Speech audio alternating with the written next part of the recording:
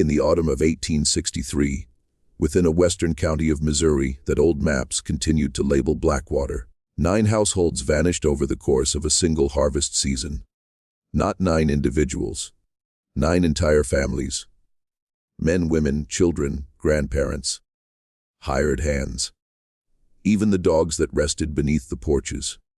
By the time the first killing frost arrived in November, 9 farmsteads stood exposed to the wind, with half-eaten meals still on the tables, cradles gently swaying in the draft, and Bibles left open to the very pages that had been read when whatever occurred took place. The county clerk who first assembled the list was himself dead before Christmas, and the ledger he maintained was sealed inside a locked cabinet at the Jefferson City statehouse for more than 60 years, until a historian finally forced it open in the 1920s. Inside, he discovered a single sheet of paper pinned to the cover's interior, inscribed in a trembling hand. On that sheet were 4 words that have never received a satisfactory explanation. Before we proceed with the tale of Blackwater County, take a moment to subscribe to the channel and share in the comments which state or city you are listening from tonight, because what you are about to hear is the kind of history deliberately buried. And those who buried it relied on everyone forgetting. The 4 words on that pinned sheet were these: they took them willing. To grasp why a county clerk in western Missouri would scribble those 4 words in a shaky hand before consuming laudanum in a Sedalia boarding house and perishing from what the coroner politely termed nervous exhaustion, you must understand what Blackwater County was in the summer of 1863 and what it had already become by the time the final family went missing. You must comprehend a particular strain of American darkness that wears no uniform and rides beneath no flag, but flourishes in the spaces between flags, when the ordinary bonds of neighbor and neighbor have been suspended by the broader cruelty of the world. You must understand, in short, what a civil war does to the land and its people when the armies are far away, and the only soldiers you ever encounter are those who knock on your door after midnight. Blackwater County rested along the lower stretches of the Blackwater River, a slow brown waterway feeding into the Lamine and from there into the Missouri. The land was fertile. Not the Black River bottom soil of the lower Mississippi, but rolling prairie cut by timber, with limestone outcroppings and clear springs, and enough flat ground between the hills to cultivate a proper crop of hemp, tobacco, and winter wheat. Families had been settling there since the 1830s, most arriving from Kentucky and Tennessee by flatboat and wagon, bringing with them the accents and stubborn Scotch, Irish pride of the Upper South. They carried their ballots and their feuds, their cornbread recipes and their whiskey formulas, their distrust of strangers, and their fierce attachment to kin. They brought a hardness forged by 3 generations of clearing timber and breaking sod, and a softness residing just beneath that hardness, a gentle warmth that emerged at barn raisings, weddings, and burials. That softness would eventually be turned against them. By 1860, the census recorded a little over 4,000 souls in the county, scattered across some 600 farms, with 2 small towns at the crossroads, and a 3rd settlement down by the river landing, where steamboats had called before the war. The settlement at the landing was named Marlowe's Ferry, after the man who had first navigated a flatboat across the river in 1834. It boasted grain warehouses, a blacksmith shop, a general store, and 3 saloons, and conducted a brisk trade in pork, tobacco, hemp, and the rougher commerce that always gathers around a river port.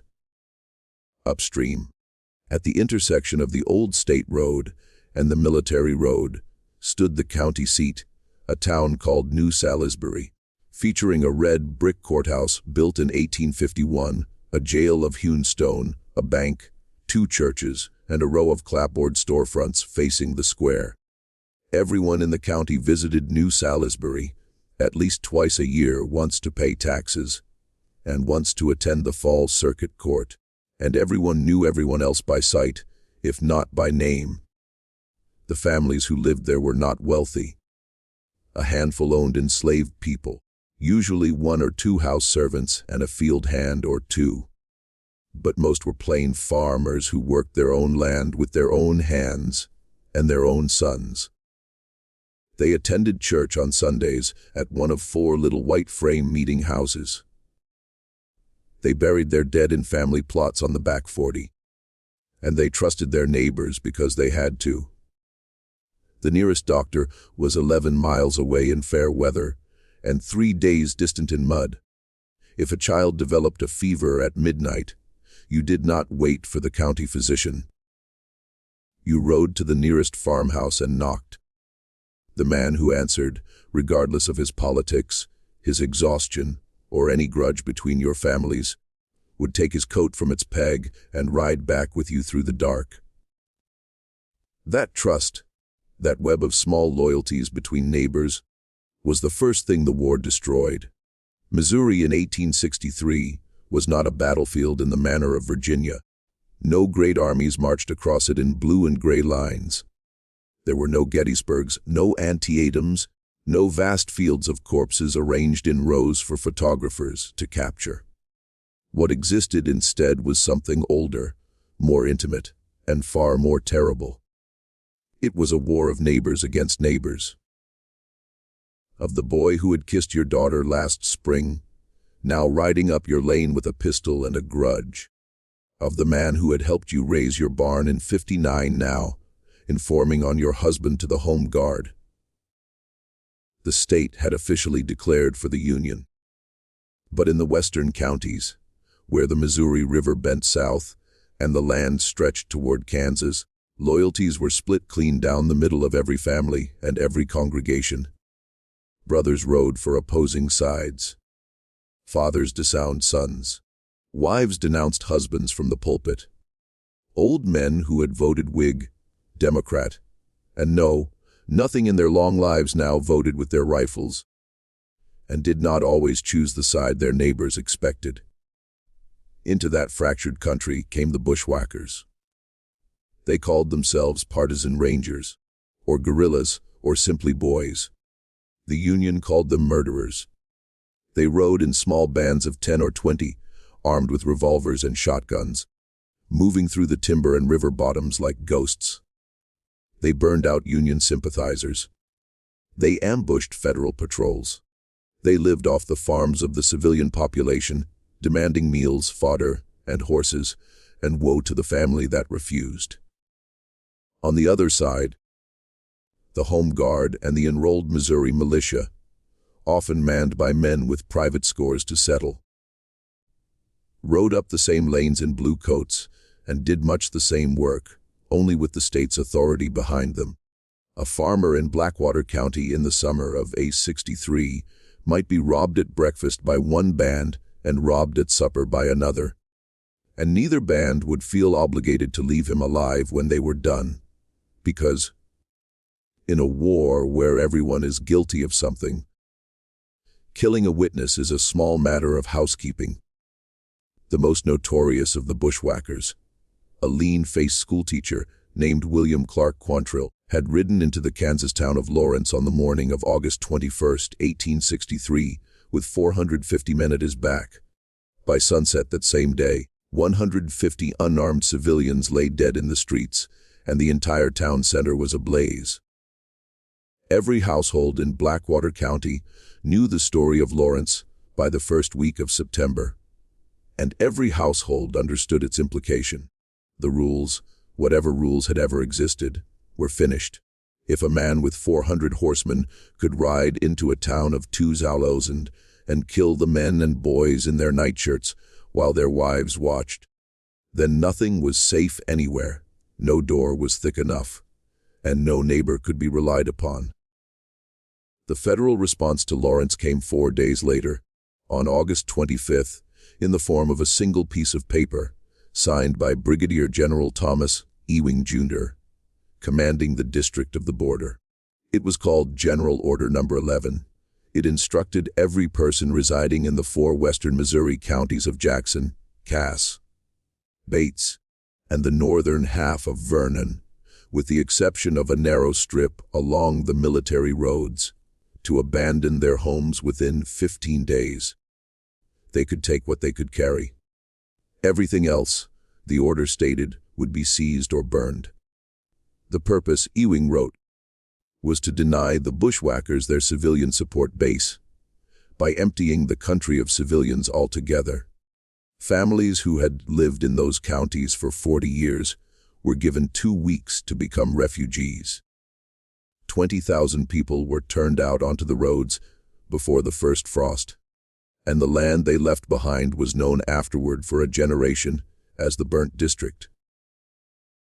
What Ewing did not put in writing, but what every officer under his command understood, was that the 4 named counties were not the only ones where the order would be enforced.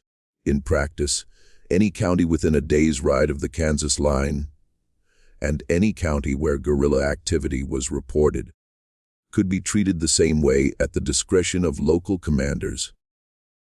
Blackwater County was not on the official list, but by the middle of September 1863, Blackwater County had a small federal garrison stationed at the county seat.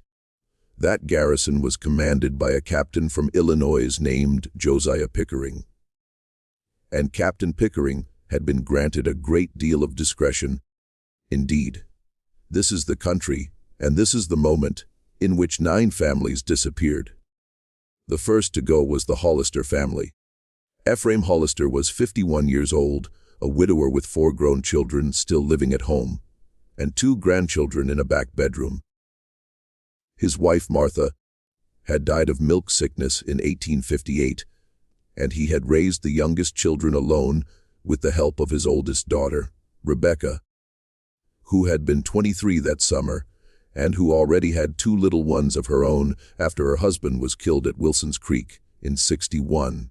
Ephraim owned 160 acres on the eastern branch of the Blackwater River, a sturdy cabin with a stone chimney, a spring house, a smokehouse, a tobacco barn, and a team of Belgian draft horses he had purchased at a sale in Boonville the previous spring. He was known in the county as a quiet man, a fair dealer, a Baptist of the stricter sort who did not drink spirits or tolerate cursing, and a reliable neighbor who had never turned anyone away from his door. On the morning of September 14, 1863, a man named Asa Crenshaw rode over to the Hollister place to borrow a whetstone for his scythe. Crenshaw was 63 years old, a Methodist lay preacher with a bad limp from a horse accident in his youth, and lived about a mile and a quarter away across the timber. He had known Ephraim Hollister for 22 years. They had helped each other at every harvest since before the war. They had buried each other's wives. They had shared the last good jug of peach brandy in the county on the 4th of July in '62, sitting on the Hollister porch with their feet up, arguing about the war until the moon sank behind the trees. When Asa Crenshaw rode into the Hollister yard that morning, the dogs were gone. That was the first thing he noticed. The Hollisters kept 3 hounds and a yellow mongrel that slept on the porch, and none of them appeared. The second thing Crenshaw noticed was that the chickens were still in the yard, scratching at the packed earth, and nobody had thrown them corn. Ephraim Hollister threw corn to the chickens every morning before breakfast. It was something you could set a watch by. The third thing Crenshaw noticed as he rode closer was that the front door of the cabin stood half open, and a gingham apron was caught on the latch, flapping gently in the morning breeze. Crenshaw called out from the yard, and when nobody answered, he tied his mule to the hitching post and walked up onto the porch. He stood there for a moment with his hand on the door frame, listening, because the silence emanating from the cabin was the wrong kind of silence. The kind of silence that has a shape to it. The kind of silence that a man who has spent his whole life in the country, recognizes the way he recognizes the sound of an approaching storm. He pushed the door open and stepped inside. The table was set for breakfast for 7 people. There was cornbread in the skillet on the hearth, cold now, with a knife beside it. There was a pitcher of buttermilk on the table, curdled and separating in the warm morning air, and a fly was walking on its rim. There were 7 plates, 7 tin cups, 7 places laid with knives and spoons, and not one of them had been touched. A half-peeled apple lay on a cutting board at the end of the table, the peel still attached in one long spiral, as though the hand holding the knife had simply set it down and walked away. The back bedroom, where Ephraim's daughter Rebecca slept with her 2 children, was empty. The bed unmade, the quilt pulled back as if she had risen to answer a call. A child's rag doll on the floor with one button eye missing. And the loft where the 3 sons slept was empty. A clean shirt lay folded on the bed, as though somebody had been about to put it on. Out in the yard, the draft horses were still in the barn, and the wagon was still under the lean-to. Nothing had been taken. Nothing had been broken. There was no blood, no sign of struggle. No track of wagon wheels leading away from the place other than the ones that had been there for weeks. The only thing out of place, Crenshaw would remember afterward, was that the Hollister family Bible, which always sat on a small shelf above the hearth, had been taken down and laid open on the table, face up next to the cornbread skillet. The page it was opened to was the 37th Psalm. Fret not thyself because of evildoers, for they shall soon be cut down like the grass, and wither as the green herb. Asa Crenshaw rode to the county seat that same afternoon and reported the Hollisters missing to the sheriff. The sheriff was a tired man named Reuben Vaughn, who had been trying to hold the county together with his bare hands since the war began. He rode out to the Hollister farm the next morning with 2 deputies and found exactly what Crenshaw had described. He wrote a brief report. He filed it with the county clerk. He looked at the open Bible on the table for a long time, then closed it gently and put it back on its shelf. He walked out of the cabin and stood on the porch in the cool September air. For the first time in his 11 years as sheriff, he felt a fear that had nothing to do with bullets or blades. It was a fear of the absence of sound. It was a fear of 7 place settings untouched. And then, because there was a war on, and because men and women disappeared in Missouri every week in 1863 for 100 different reasons, he did what any sheriff would have done. He put the Hollister case at the back of a drawer and waited to see if anyone came back. Nobody came back. 6 days later, on September 20th, the Tillman family was gone.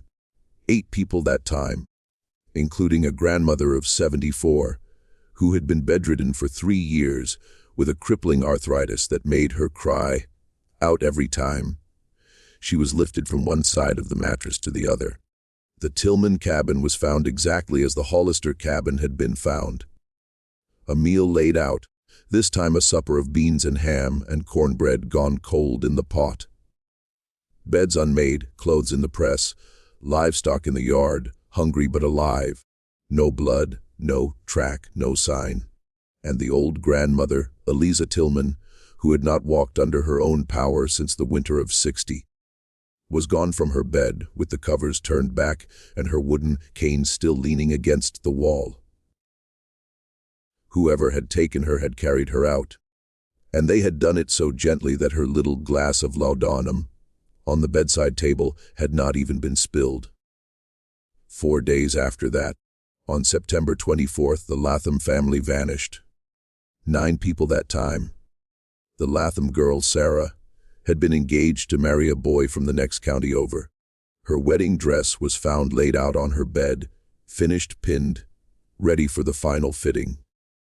A small bouquet of pressed flowers, gathered for the wedding and tied with a blue ribbon, sat on the pillow beside the dress. The boy she was to marry, a young farmer named Caleb Renfro from across the river, rode over when he heard the news and sat on the edge of her bed for 2 hours without moving.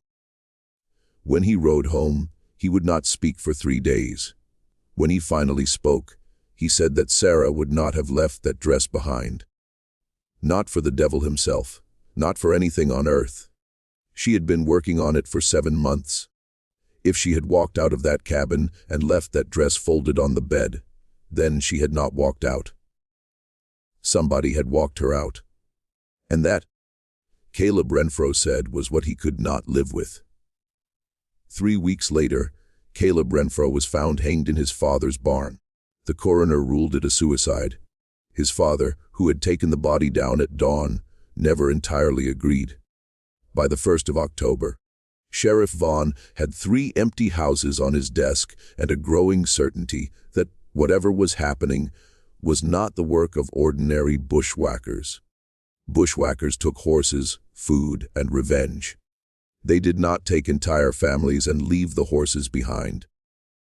They did not take grandmothers who could not walk, and they certainly did not take people so quietly that nobody within 3 miles heard a single gunshot or scream. The Lotham farm lay within 800 yards of the Crenshaw place. Asa Crenshaw had been awake that entire night with a sick calf in the barn. He had heard nothing. No hoofbeats, no voices, no barking dogs. Nothing at all. Except once around 200 in the morning. The faint squeak of a wagon, axle passing along the river road, which he had thought at the time was only a neighbor driving home late from town. On October 3rd, Vaughn rode to the federal garrison at the county seat and asked Captain Josiah Pickering for help. Pickering was a thin man of 34, sharp-featured with a close-cropped beard and an Illinois accent, and a habit of cleaning his fingernails with the tip of a penknife while others spoke. He listened to Vaughn's account of the 3 missing families with an expression of professional concern. He asked a few quiet questions about the locations of the farms. He asked whether any of the missing families had been known to harbor guerrilla sympathies. When Vaughn said that, as far as he knew, they had not, Pickering nodded thoughtfully and wrote something down in a small leather notebook. He told the sheriff that the disappearances were almost certainly the work of guerrillas crossing down from the Lamine Bottoms, and that the federal garrison had neither the men nor the orders to investigate civilian disappearances in an active war zone. Vaughn should go home and tend to the living. Reuben Vaughn left Pickering's office that afternoon with a cold feeling he could not put into words. 20 years later, on his deathbed in a small house outside St. Louis, he would try to explain that feeling to his grandson and fail. The grandson would write it down as best he could remember. It was, the old man said, the feeling of speaking to a man who already knew the answer to every question you were asking him, and who was waiting politely for you to stop asking them. And that was the feeling of being measured like a pig at the market by eyes that had already decided what price you were worth. In the weeks that followed, as the Missouri sky turned from hot September, blue to the flat pewter of October, and the first hard frosts came down from the north, 6 more families vanished from Blackwater County. The Corbins, 5 people, on October 11th, taken from a cabin near the head of Sugar Creek. The Osgoods, 7 people, on October 17th, taken from a fine 2-story clapboard house that had been the pride of the family for 3 generations, with a library of 40 books in the front room and a rosewood piano that Mrs. Osgood had played every evening. The McCaskills, a family of 11 counting 2 hired hands, on October 24th, all taken from a big working farm with a dairy herd that was still lowing in the barn the next morning, when a neighbor rode by, heard them, and stopped to investigate. A family named Risley, 4 people on November 1st, a family named Wagoner, 6 people on November 8th. And finally, on the night of November 15th, 1863, a family named Beaumont, 10 people, the largest household in the county, vanished from a cabin that stood less than 2 miles from the federal garrison itself. 9 households, 67 people, not one body, not one witness, not one shot fired. The community's response to this progression was not what later historians might expect. It was not outrage, and it was not panic. It was something colder and more recognizable to anyone who has lived through a long and relentless wartime. It was the slow shrinkage of the human animal into itself. The pulling back of curtains, the locking of shutters, the quiet agreement among neighbors not to ride out after dark, and not to ask too many questions of each other in daylight. By the first week of November, people in Blackwater County had stopped visiting each other for supper. By the second week, they had stopped waving from their wagons when they passed on the road. The churches emptied out.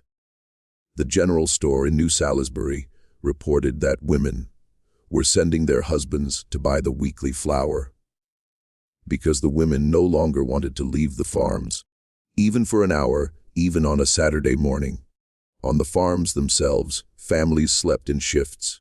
One man or boy awake at all times with a loaded shotgun across his knees, watching the road and the tree line in the back field by the light of a single candle that burned low and slow through the long October nights. But the thing the families could not protect themselves against, it would turn out, was not the thing they were watching for. They were watching for bushwhackers. They were watching for strangers. They were watching in their secret hearts for the galloping hoofbeats of Quantrill's men, because every Missouri farmer in that autumn had seen Quantrill in his dreams at least once. What they were not watching for was a polite knock at the door around 10:00 at night, a familiar face on the porch holding a lantern, and a quiet voice speaking words that could almost be mistaken for a kindness. Decades later, long after the war had ended, and the country had moved on to other nightmares, the empty farms of Blackwater County passed into a kind of regional folklore. Travelers coming through the area in the 1870s and 80s reported seeing lamps lit in windows of houses that had been abandoned for 20 years. A journalist from the Kansas City Star riding through on horseback in 1891 wrote a short piece about the phenomenon for the Sunday edition and called the region the County of Empty Tables. Because that, he said, was what every one of the old homesteads contained, an empty table set for a meal that nobody had lived to eat. Schoolchildren growing up in New Salisbury in the early 20th century told each other stories about the Hollister cabin, still standing then in a corner of a cornfield, about the ghost of the little girl who had left her rag doll on the floor, and about the sound of a spiral of apple peel unrolling in an empty room. But the folklore was wrong in one important respect. The tables had not been empty when the families left. The tables had been full, and whoever or whatever had taken those families had not done so in haste or fear. They had done so with a patience and completeness suggesting something far worse than a bushwhacker raid. Somebody had come to those cabins, and somebody had led those families out into the night, one by one, over the course of 2 months, and somebody had ensured that no trace of the going was left behind. If you are finding this story as unsettling as I am, take a moment right now to hit the like button and leave a comment with your theory about what happened in Blackwater County. I read every comment, and your ideas shape the stories I tell next. Now, let us go back to the beginning, and let us look at what Sheriff Reuben Vaughan began to find when he finally stopped trusting the federal garrison and started investigating on his own.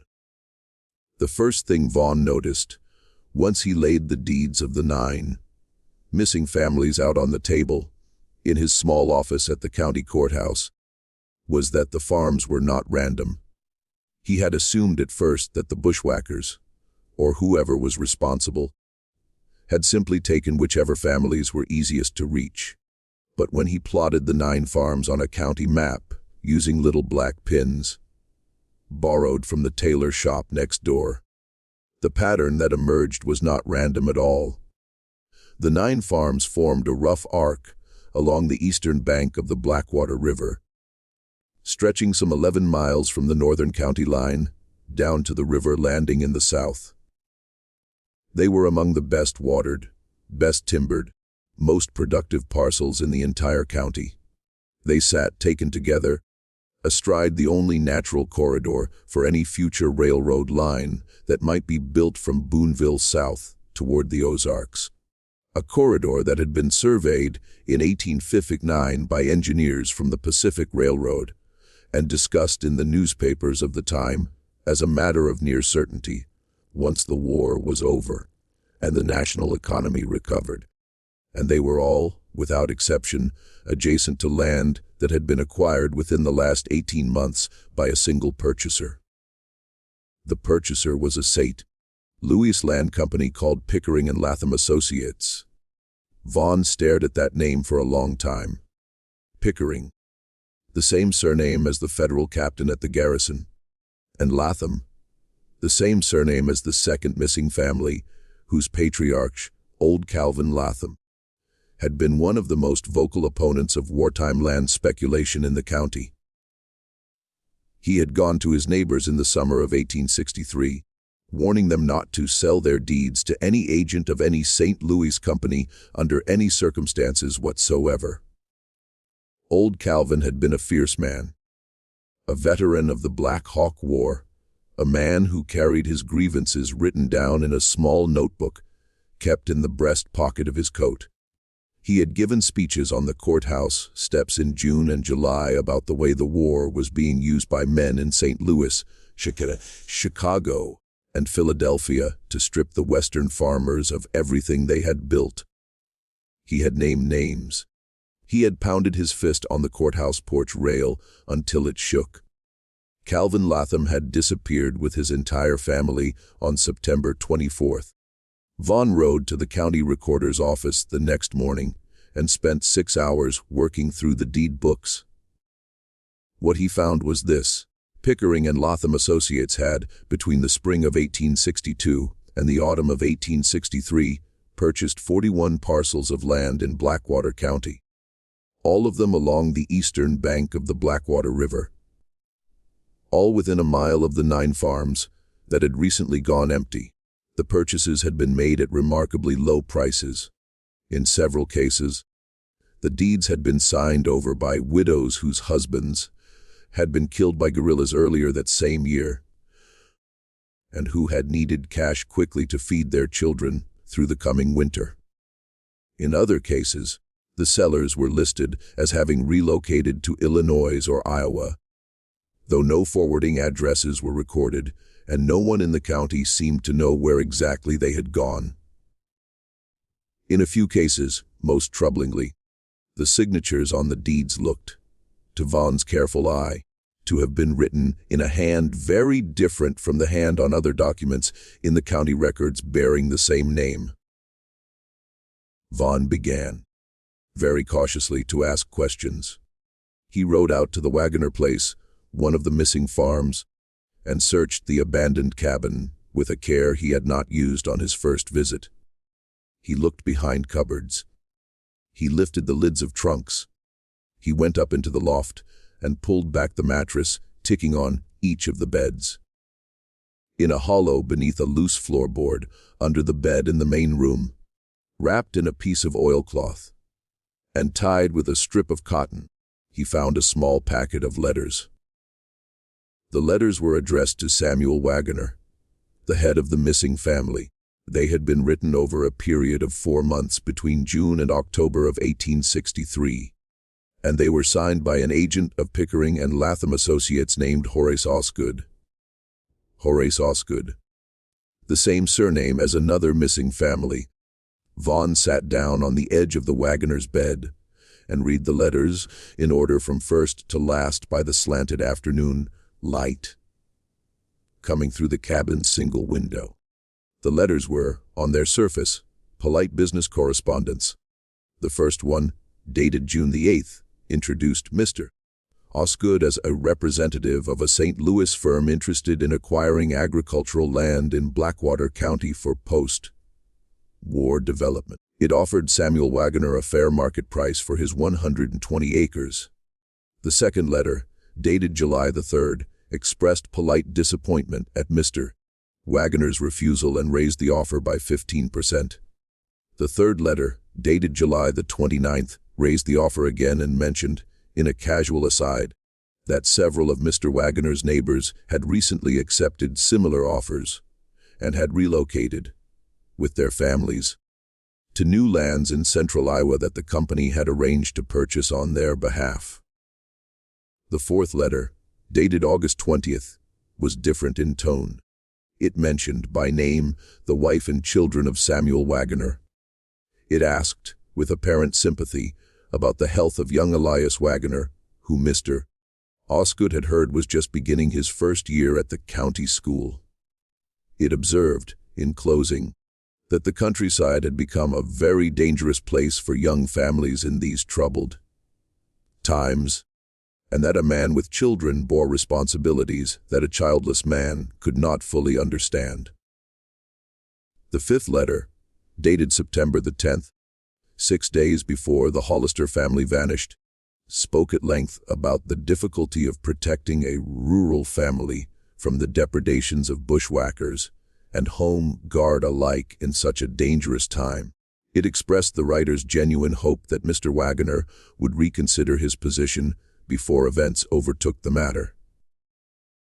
The sixth letter, dated October 4th, contained a single sentence that made Reuben Vaughn sit down on the wagoner's dusty floor and put his face in his hands. The sentence read, "We have arrangements, Mr. Wagoner, that can provide for the safety of your family in exchange for your cooperation, and we would be grieved to see you refuse a kindness that others in your position have been grateful to accept." Others in your position. Vaughn rode back to town with the letters in his saddlebag. That night, in the small room he rented above the dry goods store, he began to understand what had happened. Or he began to understand a version of what had happened, which turned out not to be the whole of it, though it was enough to get him killed. Some of the missing families, he reasoned, had been coerced. They had been told that bushwhackers or federal troops were coming for them. They had been offered safe passage out of the county, probably in exchange for signing their deeds over to Pickering and Latham Associates. They had left in the night, walking or riding with an escort. They had been promised new land in Illinois or Iowa. Whether any had actually made it to Illinois or Iowa was another question entirely. But at least some, he believed, had walked out of their cabins willingly, believing they were being saved. Perhaps, he thought in the dim hours before morning, perhaps some had indeed been sent on.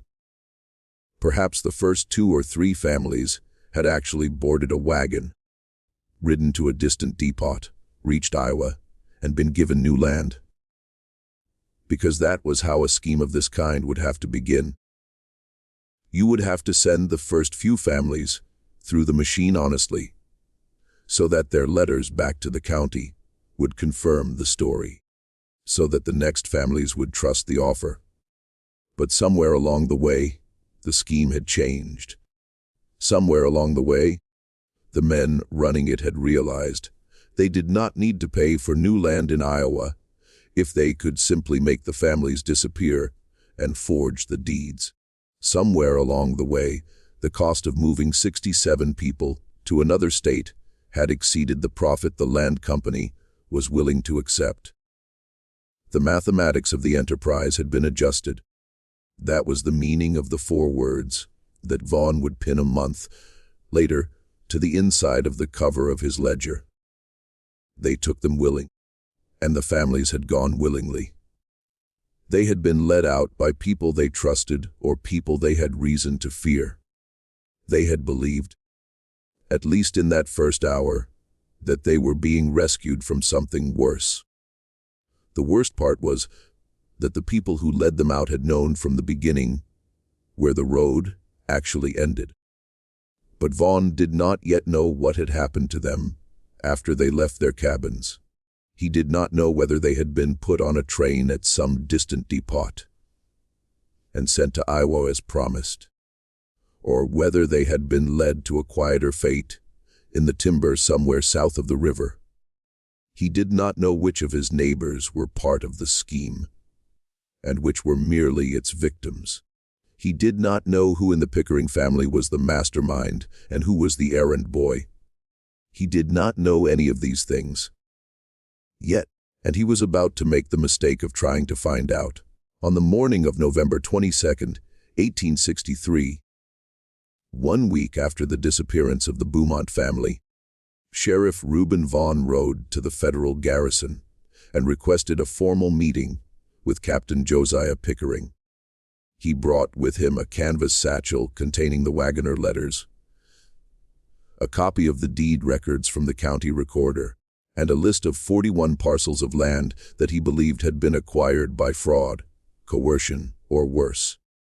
He intended to confront Pickering directly with the evidence and give him one chance, as a Union officer, to explain himself before Vaughn sent a copy of the evidence to the provost marshal in Jefferson City. Pickering received him cordially. He offered him coffee. He listened without interrupting for 45 minutes, while Vaughn laid out the evidence on the captain's desk, speaking with the steady, methodical voice a lawman uses when building his case in public. He examined the deed records. He read the Wagoner letters slowly, one by one, in the order they had been written. When he finished, he set the last letter down on the desk and looked up at Vaughn with a small, thoughtful expression on his thin face. He said, "Sheriff, I believe you have done a remarkable piece of work here, and I'm going to ask you to do one more thing before we proceed. I'm going to ask you to wait here in this office for 1 hour while I send for a colleague of mine from the provost's office in Sedalia. He needs to hear this from you directly. Will you wait?" Reuben Vaughn, who had been a sheriff in Missouri for 11 years and had seen men lie to him in 100 different ways, looked at Captain Josiah Pickering across the desk and did not see a single sign of deceit. He did not see a single sign of anything at all. Pickering's face was as smooth and as empty as a plate. Vaughn said he would wait. Pickering rose, put on his coat, and walked out of the office.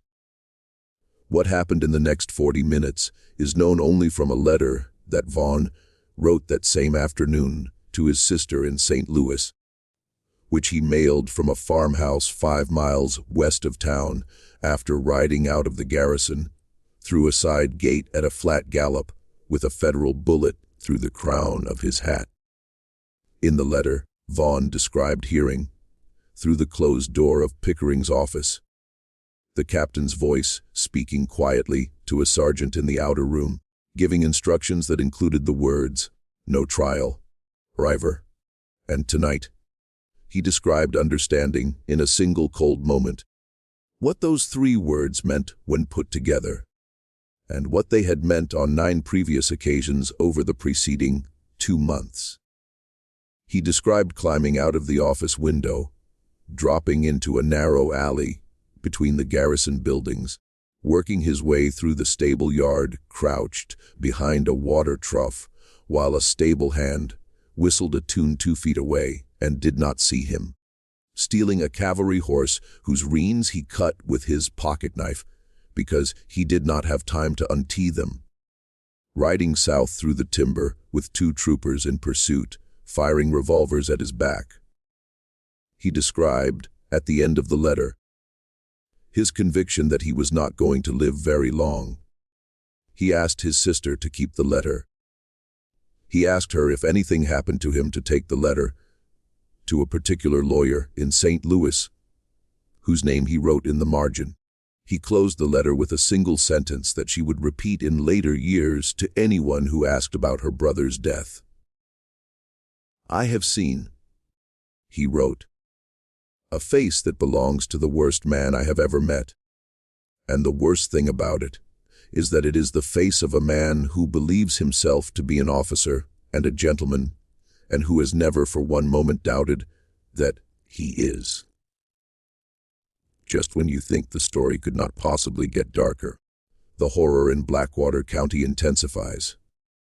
If this story is giving you chills, share this video with a friend who loves dark American mysteries, or hit the like button to support the channel and subscribe, so you never miss another one of these forgotten histories. Now let us find out what Sheriff Reuben Vaughn discovered in the last month of his life, and what he hid, and where he hid it, so that somebody eventually might find it. Vaughn did not ride to Jefferson City. He understood by the time he crossed the Lamine River the next morning that if the conspiracy reached as high as a federal captain, it probably reached a good deal higher than that. The provost marshal's office was as likely to hang him as to hear him. Instead, he rode north into the timber country along the Missouri River and disappeared into a network of old friends, fellow Masons, and distant cousins stretching from Boonville to Glasgow. He spent the next 3 weeks living in barns and root cellars, moving every second night, never sleeping in the same place twice. He wrote in a small leather-bound notebook kept inside his shirt. Every scrap of information he could remember, and every piece of evidence he had gathered. He wrote down the names of the 41 parcels and the dates of each transaction. He wrote down the text of the wagoner, letters reconstructed from memory. He wrote down the words he had heard through Pickering's door. Then, in the first week of December, he did something nobody has ever fully understood. He rode back to Blackwater County. He did not go to the county seat. He did not go home. He did not stop at his own house, where his wife was still waiting, not knowing whether he was alive or dead, not knowing whether to wear mourning or keep his supper warm. He rode instead, in the middle of the night, to the farm of Asa Crenshaw, the old Methodist lay preacher who had been the first to discover the empty Hollister cabin back in September. Crenshaw took him in, fed him, and listened to his story for 4 hours by the light of a single tallow candle. When Vaughn had finished, Crenshaw sat in silence for a long time with his hands folded on the table and his eyes fixed on the candle flame. Then he said something that Vaughn wrote down in his notebook that same night. What Crenshaw said was this: "I think I know where they are, Sheriff. I think I have known for some time. And I think that when I show you, you will understand why I have not spoken of it sooner. And you will not, I think, find it in yourself to judge me too harshly. Because I am an old man with a wife who cannot feed herself and 2 grandchildren in the back room. And the knowledge of what I am about to show you is the kind of knowledge that a man in this country, in this year of our Lord, cannot carry alone and live the next morning before dawn." The 2 men rode south along the Blackwater River to a place the old French voyagers had called the Bend, where the river made a sharp hook around a high limestone bluff, and the current cut a deep pool beneath the rock face. The pool was some 40 feet across and of uncertain depth.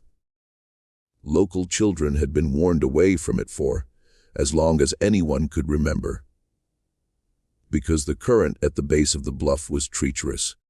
The limestone above had a way of shedding slabs without warning, and because, the older people said, the pool did not give back what it took. 2 boys had drowned there in the 1840s and 1 in the 1850s, and none of their bodies had ever been recovered. The river carried what it took. The saying went all the way down to the Gulf. Crenshaw dismounted at the edge of the bluff and led Vaughn to a narrow game trail descending to the water. The trail was barely wide enough for a single horse. It wound down through scrub cedar and limestone and came out, after perhaps 4 minutes of careful walking, on a broad natural platform of pale rock some 12 feet above the pool. Halfway down, the trail passed a shelf of rock where the limestone had been recently disturbed. Fresh scratches showed where heavy stones had been rolled. The earth beneath the scratches was softer than the surrounding ground, as though it had been dug and refilled many times. Along the edge of the platform, where a person standing at the water's edge might pause, before whatever came next, the rock face had been scored in a dozen places by what looked like the marks of boot nails and the drag of heavy heels. Crenshaw pointed to the shelf and said, "See it there? I came down here in late September, Sheriff, because I was looking for a lost calf somewhere. I saw 2 men standing where we are standing now. They were rolling a stone into the pool. I hid in the brush up above where that cedar leans over the trail and watched them.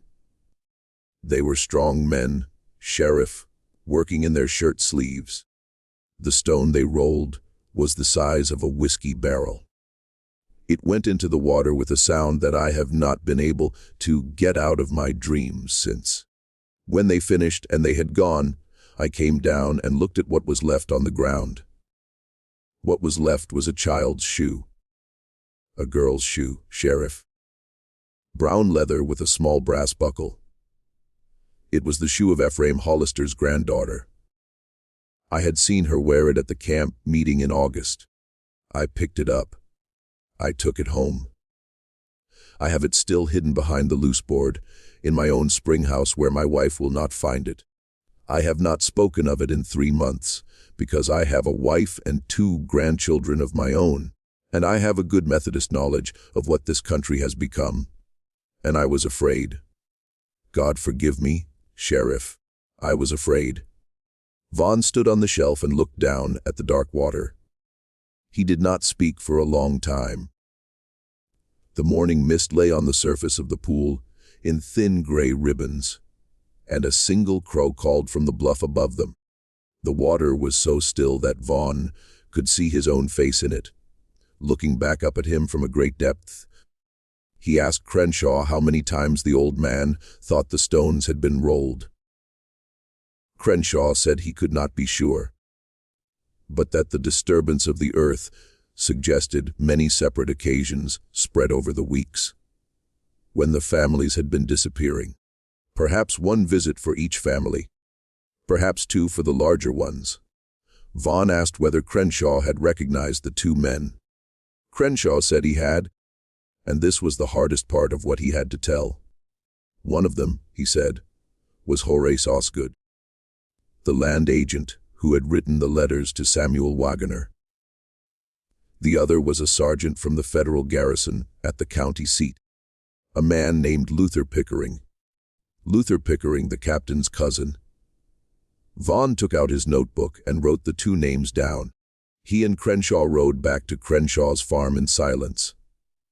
That night in the preacher's barn, Vaughn copied every page of his notebook into a second ledger, a larger one that Crenshaw had kept for his farm accounts, and had never filled more than halfway. He worked by the light of a single lantern hung from a nail in a beam. He wrote for 6 hours.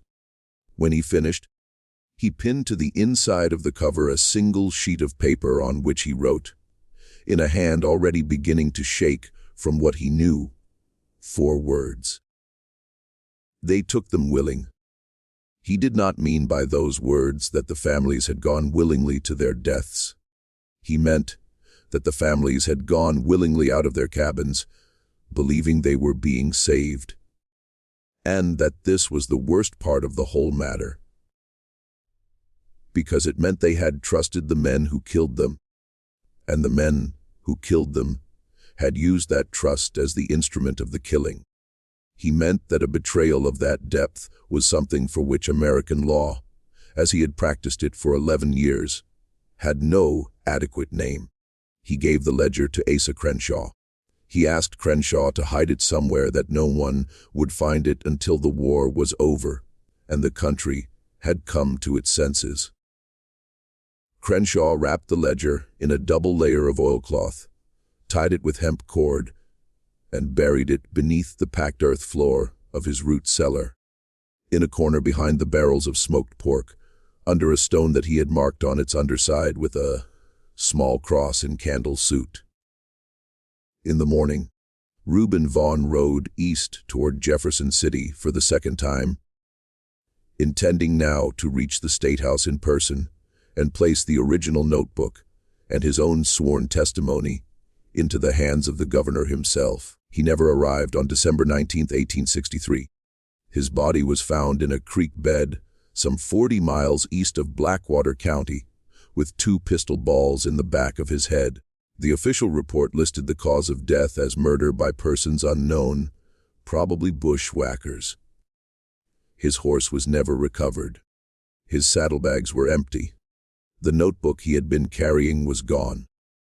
His widow received a brief letter of condolence from the office of the provost marshal, along with his watch, which had been found in his vest pocket, and his wedding ring, which had been cut from his finger and returned her in a paper envelope without explanation.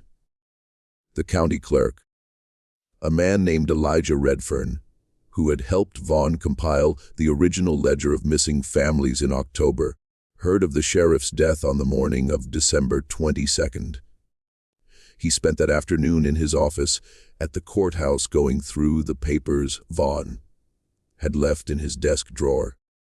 He found enough there to understand, in outline, what his friend the sheriff had uncovered and what it had cost him. 2 days later, on Christmas Eve, Elijah Redfern took the coach to Sedalia. He rented a room at a boarding house on Ohio Avenue. There, he wrote a summary of everything he knew in the margins of his personal copy of the county's missing persons register. He pinned a single sheet of paper to the inside of the cover on which he copied, in the same 4 words, the phrase that Vaughn had given him. They took them willing. Then he walked to the apothecary on Main Street, purchased a bottle of laudanum, returned to his room, and drank the entire bottle before lying down on the bed with his hands folded over his chest. He was found by the boarding housekeeper the next morning, Christmas Day, 1863. The coroner ruled the death a case of accidental overdose from a medicine taken for nervous complaints. The ledger in his valise was returned unexamined to the clerk's office in New Salisbury, where it was placed in a locked cabinet by the acting clerk and forgotten. The ledger buried beneath the floor of Asa Crenshaw's root cellar remained where Crenshaw had put it. Crenshaw himself died of pneumonia in the winter of 1867 without telling anyone in his family what was buried beneath the cellar floor. He had intended several times to tell his son. He had tried once on a Sunday afternoon in the spring of '66. He had lost his nerve halfway through a sentence and turned the conversation to the planting of corn. The farm was sold out of the family in 1872 after his son moved west to Kansas in search of cheaper land. The new owners tore down the old cabin and built a new one on a different part of the property. The root cellar, now abandoned, slowly filled with dirt and rubble and was forgotten. In the spring of 1923, a young historian from the University of Missouri named Ellsworth Hadley, who had been working on a doctoral dissertation about the civilian cost of the Missouri guerrilla war, came to Blackwater County looking for primary sources. He spent 3 weeks interviewing elderly residents in their parlors and on their porches, patiently drawing out the stories their parents and grandparents had told them, and that they had never thought to write down. In the course of those interviews, he heard from the granddaughter of Asa Crenshaw a story her grandmother had whispered to her on her deathbed about a sheriff who had come to the farm one night in the winter of '63 and left something important buried in the old root cellar before he rode east to die. The granddaughter had not known whether to believe the story. Her grandmother had been 91 years old and had been in and out of her senses in her final week. But she repeated it to the young historian because he seemed genuinely interested. He was a polite young man with a notebook and good manners, and she had nobody else to tell. Hadley got permission from the current owner to dig. On the afternoon of April 11, 1923, in a drizzling spring rain that turned the earth to cold clay under his hands, he unearthed a rotted oilcloth packet. Inside the packet, remarkably preserved, was Reuben Vaughan's second ledger. Hadley spent 6 months transcribing and verifying its contents. He rode out to the bend, where the river still made its hook around the limestone bluff, and stood on the platform above the pool, looking down into the dark water. He cross-referenced the deed records. He tracked down what had become of Pickering and Latham Associates. He found, in the archives of the St. Louis Probate Court, the will of one Horace Osgood, who had died a wealthy man in 1891 and whose estate at the time of his death included controlling interests in 4 Missouri banks, a St. Louis hotel, and some 13,000 acres of land along the Blackwater and Lamine rivers, including every one of the 41 parcels that had been acquired by the old land company during the war. He found that Captain Josiah Pickering, by the end of the war, had been promoted to major, had resigned his commission honorably in 1866, and had returned to Illinois, where he became a state senator and died in his bed in 1904, widely mourned by his constituents. He found that Luther Pickering, the sergeant, had been killed in a saloon brawl in Kansas City in 1871. At the time of his death, he had been carrying a silver pocket watch, engraved with the initials E.H., which Hadley believed, though he could not prove, had belonged to Ephraim Hollister. He found, most painfully, that the railroad line surveyed in 1859 had in fact been built in the 1880s, running directly along the corridor defined by the 41 parcels of Blackwater County land. The sale of those parcels to the railroad company in 1883 had made the heirs of Horace Osgood and Josiah Pickering richer in a single transaction than in any of the 9 families who had been killed, for them could have imagined becoming in 20 lifetimes of honest work. Hadley submitted his findings, along with the ledger itself, to the Missouri Historical Society in the autumn of 1923. The Society's board of directors reviewed the material. On a vote of 5-2, they declined to publish. The minutes of that meeting, eventually declassified in the 1960s, indicate that the majority of the board believed the evidence was strong, but that the descendants of several of the families named in the ledger were prominent citizens of St. Louis and Chicago, and publication would cause, in the words of the board chairman, a degree of distress disproportionate to the public interest at this remove of time. The ledger was placed in the Society's closed archives. Hadley's dissertation, under pressure from his department chair, was rewritten to focus on other, less controversial aspects of the Missouri War. Hadley himself, a deeply disappointed man who had spent his own money pursuing the investigation, took a teaching position at a small college in Indiana and did not publish on the subject again. He died in 1941, leaving behind a box of private papers that his wife donated to his alma mater, where they sat unread in a basement storage room for another 40 years. The ledger was finally read by outside researchers in 1967, when the Missouri Historical Society opened its closed archives for the state's centennial of the Civil War. 2 articles were written. One appeared in a regional historical journal, with a readership of perhaps 400 specialists. The other appeared in the Sunday supplement of a Kansas City newspaper, and was read by a few thousand people for a few days, and then forgotten. The descendants of the Pickering and Osgood families by then scattered across 4 states and several generations, were never publicly named. No criminal investigation was ever opened, because the statute of limitations on murder in the state of Missouri, though technically unlimited, is functionally meaningless when every person involved has been dead for half a century, and every piece of physical evidence lies under 40 feet of river water. This mystery shows us something American history has always been uncomfortable saying out loud, that in the chaos of a great war, some people do not become heroes, and some people do not become villains. But some people, quietly, in the shadow of real violence, use the cover of that violence to do small and terrible things for money. Those small and terrible things can remain hidden for 100 years, because everyone involved has a reason to look the other way. The families of Blackwater County did not vanish. They were taken one by men they knew, who told them lies they wanted to believe. They were walked down a narrow trail to a pool beneath a limestone bluff. The river carried the evidence away.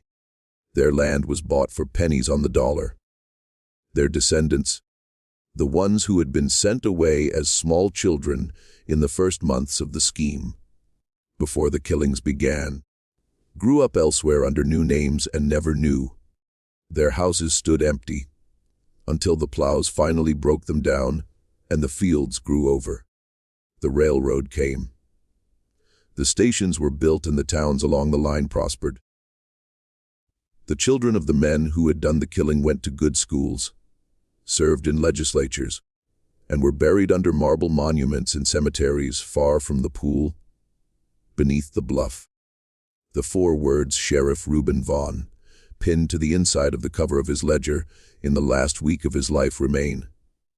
Perhaps the truest 4 words anyone has ever written about that season in that county. They took them willing, because the deepest horror of Blackwater County was not the killing. The deepest horror was the trust that made the killing possible. It was the polite knock at the door after dark. It was the familiar face on the porch holding a lantern. It was the quiet voice saying, "Get the children dressed. It is not safe here anymore. Come with me, and I will take you somewhere you will be safe." It was the willingness of the human heart to believe that the worst thing cannot happen to it, because the person telling the lie is somebody it has known all its life. It is the knowledge carried home by every one of those 67 people in the last 10 minutes of their lives.